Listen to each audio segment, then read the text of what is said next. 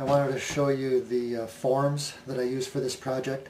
I cut these out myself out of a kind of a high density foam using one of these box cutters, just cutting down in like this. And I've cut the inside part that I used to cut my blank, and then this part for forming the plate. I have my slab rolled out, and I'm going to use this square part of the form as a guide. And the first thing I'm going to do is cut my square out of the slab using a needle tool and a straight edge, keeping the needle straight up and down. I'm going to set these aside and use these later.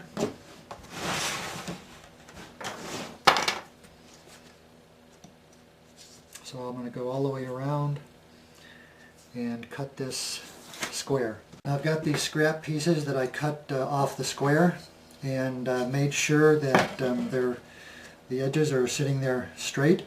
And I'm going to take this piece of aluminum window trim, just happens to be a 1/2 inch right here, which is what I need, and I'm going to lay that along the side, and I'm going to cut me 4 bars of clay, which are about a 1/2 inch by a 1/2 inch. Cut each of those with a wire tool or a needle tool again, straight down. Okay, we'll start out next by putting a little clay slip along this edge of the square plate, and I'm going to take the 4 clay bars that I just cut out. I'm going to put them around the edge, attach them, and I recess the first bar down back in a little bit, so when the other one comes around it will butt right up against there. And I'm going to cut these flush for this particular version, and go around, clay slip up against the bar, down along the edge there, and butt that up against there, give a little push. Cut these off square and go all around like that until I got all 4 on. I've attached all 4 of those clay bars down to the surface of the plate blank with clay slip. Now I'm just going to put another piece of sheetrock on top of that and kind of tap those down a little bit to help them sit down in closer contact all the way around. And then I'm going to set this to the side to stiffen up for a little while till the next stage. In another version of this plate, instead of cutting these bars off flush at the corner, I've let a little bit hang over, and I'm just going to, when I do that, I just kind of mold each of those corners in and round them over just a little bit. And I do that all the way around for that version of the plate. For this next stage, I put the plate back on the slab roller and I've increased the distance from the bed of the roller to the roller from a 1/2 inch to 3/4 of an inch, and I'm going to press these bars down into the plate, but not completely mash them down in flat. Roll it both ways. And here I've pressed those bars down in enough to stick them and flatten them out, but leave me this little bit of line around here on the inside, which I like. See?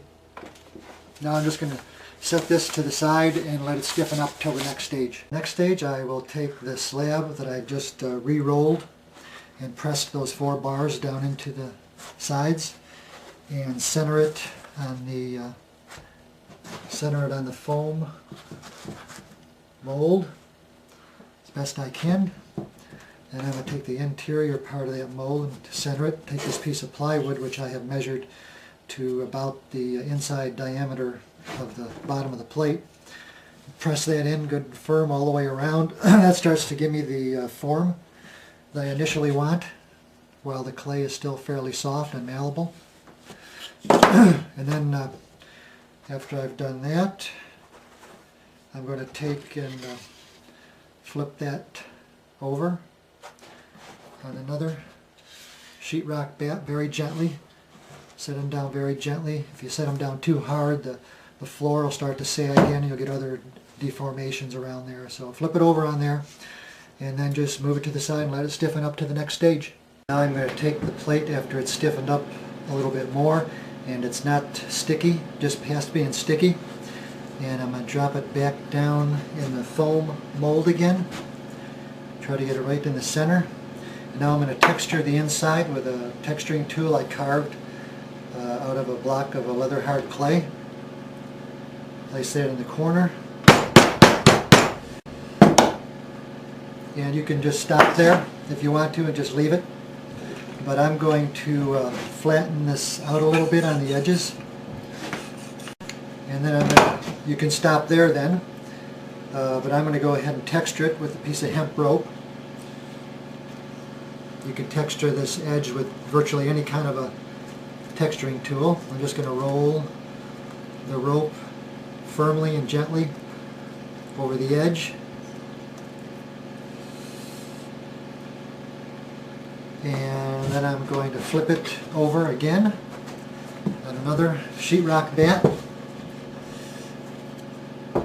And I'm going to set that off to the side to stiffen a little bit more before we go on to the next stage. The plate where I have let the each bar hang out over the edge, it's a little more looser type form.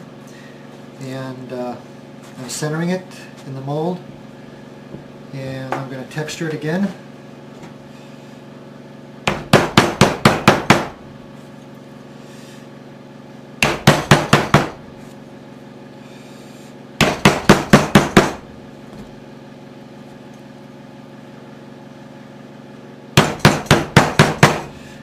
And for this plate, I'm just going to smooth out a little bit and just leave it.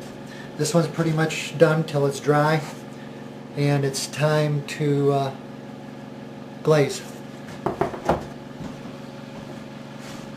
Alright, this is the plate where I laid and pressed the 4 bars around it, and I just butted them up against each other, and I didn't have the overhang. And then I rolled the edge flat, and then I textured it with the rope. And now there's 2 more processes I'm going to do to this particular plate before it's ready to dry and be glazed. And I'm going to take and I'm going to cut all 4 edges straight. I'm going to use an X-Acto knife for this. It cuts pretty straight and clean.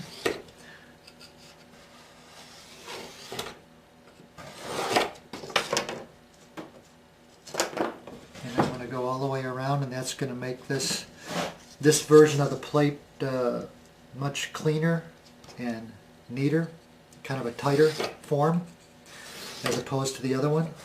It was quite loose, and I'm just going to cut all the way around on this. I've cut all 4 sides straight down, real sharp, and it has left me 4 sharp edges on the bottom side and 4 on the top side. So I'm going to take that edge off because it's a little too sharp for me. So I'm going to use this leather working tool that you could probably find at a tandy shop or any other leather working shop. And gently, with even pressure all the way down the side, just peel that right off. And here I am on the top side of the plate, and I'm going to take these 4 edges off again. But I wanted to show you a close-up of how this tool works. Just real even pressure, and you know your clay's right when it peels right off, just like that. And you want to keep real even pressure from the beginning to the end, because the tendency is to ease up right at the end, like that. And then I'm just going to smooth those corners out and blunt that corner a little bit because it chips too easy. And then this guy will be ready for glazing. I just real quick wanted to show you the difference of these 2 plates, the 2 versions of the square plate that I made. One I did not flatten out, I left the overhangs on, and I didn't flatten the rim down, and I just textured the inside. You can see it's kind of a looser type form. And then this is the other version where I flattened the edges down, and I textured the inside and the outside a little bit, and then I cut and rounded the edges a little sharper. So that's a little bit of a more tight type of a form. And that's all. Thanks for watching. Bye.